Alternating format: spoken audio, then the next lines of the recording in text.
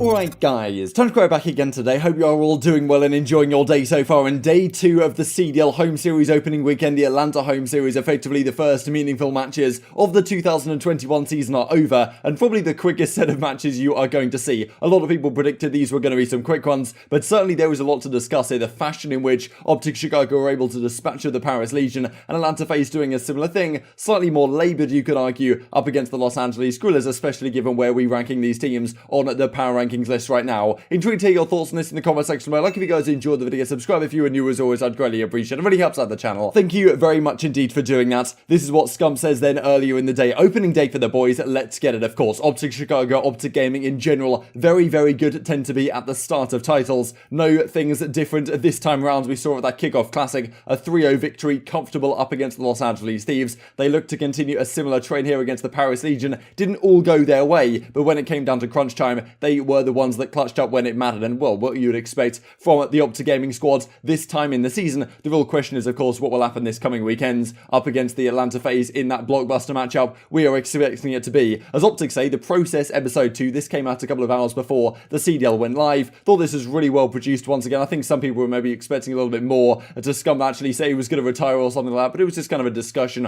on Scump's career and his potential next steps after competing. But well, he doesn't seem to believe that is anytime soon around the corner. Definitely as long as he can still compete at the highest level and compete for championships, he's still going to be around the competitive scene, which of course is great to see from our perspective, because well, Scump and the personalities in the scene certainly do run the scene. Thought this was funny as well yesterday on the OpTic pre-show or whatever before the matches kicked off. Hex and Khan were kind of asking like, what is my real name? And yeah, maybe I'll drop the real name reveal at 50,000 subscribers. It's not Rob, it's not Robert or anything like that. You can find it very easily on the internet if you would like to. But yeah, just thought I'd mention this, because if you're not hit the sub button yet, maybe do so, and that could help things along a little bit. This got a fair bit of traction on Twitter. I know, Crow was in the replies and stuff. That always helps a fair little bit. And before the matches kicked off, thought so well, a few of you guys were pointing this out to me on Hex's Instagram. As Tony says, Florida 25-point clubbed by OpTic. So this is on Hex's Instagram story, and you can see Raid's hardpoint right here, 250 to 23 in, well, seemingly some pre-match scrims that they were playing here up against, well, the Florida Mutineers before their matchup against the Paris Legion. And interestingly, of course, map number 1 against the Paris Legion was on Raid's hardpoint, so maybe if the Paris guys had seen this, then they wouldn't have been so eager to go down this route. Thought this was funny as well. A few of you guys are pointing this out to me, that Lando, of course, on the stream, the way these cameras work in these kind of green screen environments when they're superimposed on the background of the Atlanta, the skyline, I suppose, it just looks like Lando's hands are absolutely massive. Not sure it's where the camera is or whatever, but people are memeing about this, that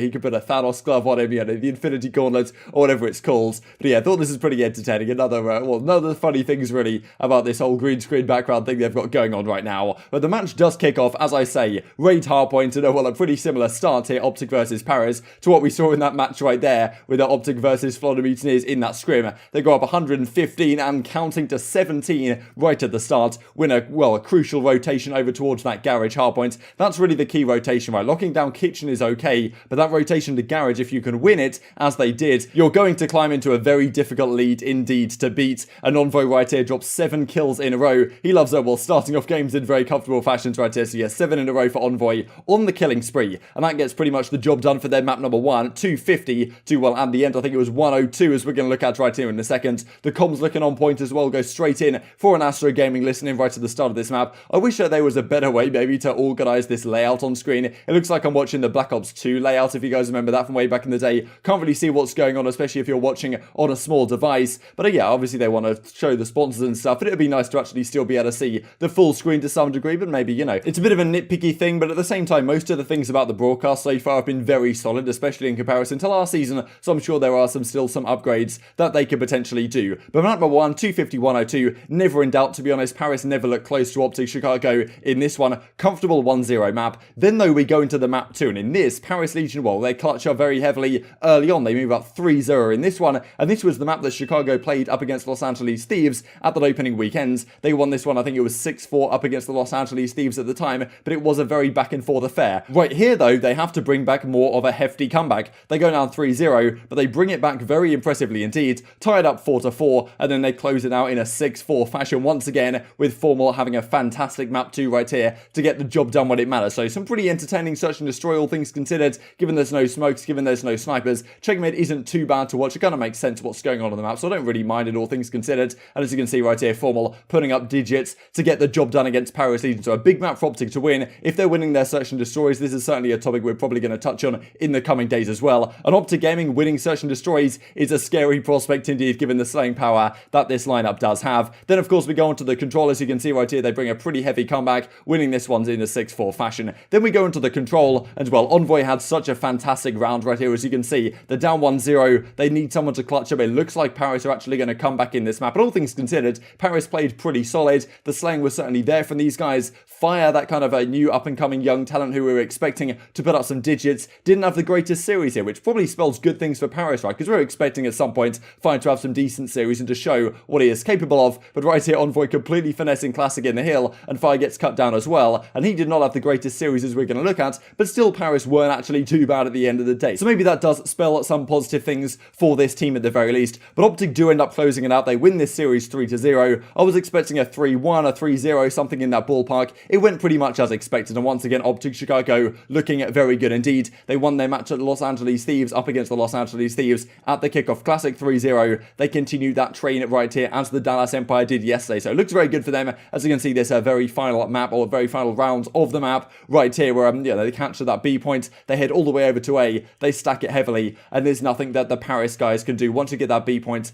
getting A is pretty straightforward. A pretty similar situation really to like something like Arsenal from Call of Duty Black Ops 4. 3-0 fashion in a comfortable way. As you can see right here, these are the overall series scoreboard. So 250, 102 in the hard points, 6-4 in the checkmate Search and Destroy, from with 11-6 performance in that one. And in the control, OpTic actually got outslayed by I think 3 kills or something like that, but they still end up winning this map. So fair play to the OpTic Chicago boys, pretty much as expected. But still, the fashion in which they won the series wasn't exactly incredibly convincing, but certainly a nice start for them up against a relatively solid squad. This I thought was interesting as well. The Kickoff Classic, Dallas won 3-0 their opening weekend up against the New York Subliners. OpTic had the same result, of course, up against the Los Angeles Thieves, and then the opening weekend so far, Dallas did the same thing to Surge. OpTic have done the same thing to Paris. You could certainly argue that OpTic's opponents have been more challenging than Dallas is, but it is only a matter of time until the playoffs, where we are hoping we get these two teams matching up against each other. But before that, of course, we are going to have Atlanta FaZe versus OpTic Chicago coming up very soon indeed. This is the overall series scoreboard. Dashy with the 1.34, Envoy with the 1.2. The slaying power on OpTic Chicago, as expected, very, very solid indeed. They get the job done. Moving on then, as Formal says, GG's to Paris 1-3-0. Their next matchup is going to be up against the Atlanta FaZe. Clinical gameplay from us. Atlanta later this weekend, the final matchup of this weekend on the Sunday. FaZe also had a match, of course. They played the Los Angeles Guerrillas. This one also went pretty much as expected. A 3-0, but at times it was relatively close. Certainly the slaying power between these two teams as well. Pretty much there is no dimensions to compare these two teams across. Certainly I think Los Angeles Guerrillas were a relatively solid team in terms of they play the game fundamentally a decent level. You can look at them kind of like a Minnesota Rokkr, but with less firepower on the team. And up against Atlanta FaZe, there's not too much you're going to be able to do about that, especially if you play maps which are pretty slaying heavy, such as Crossroads Hardpoint. Dominant map on FaZe gives them a 1-0 edge in the series. It was kind of close early on, but FaZe ran away with it towards the end of that first rotation, and here they are 250, 156. Not the most dominant hardpoint we have seen this weekend by any means. Thieves versus Rokkr, 250 to 60. Of course, that map one we just saw there against the Paris Legion also wasn't particularly pretty, but also just, mid-series.